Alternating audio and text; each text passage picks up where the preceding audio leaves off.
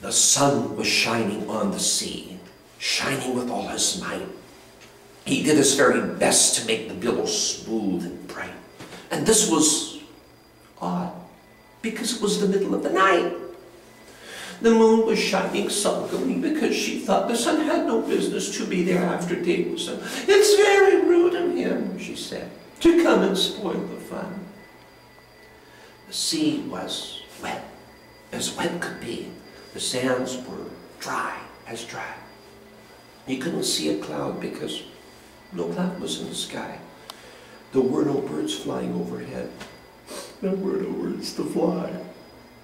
The walrus and the carpenter were walking close at hand. They wept like anything to see such quantities of sin. "If it were only cleared away," they said, "it would be grand." If 7 maids with 7 mops swept it for half a year, do you suppose, the walrus said, that they could get it clear? "I doubt it," said the carpenter, and shed a bitter tear.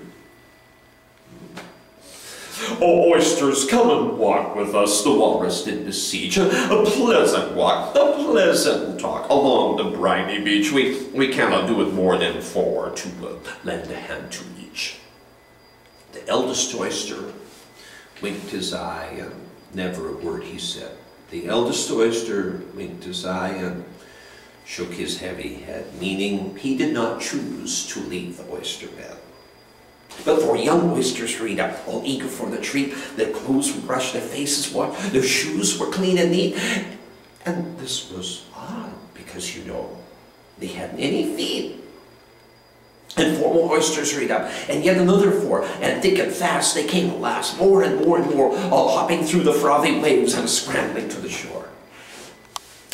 The walrus and the carpenter walked on a mile or so, and then they rested on a rock conveniently low, and all the little oysters stood and waited in a row.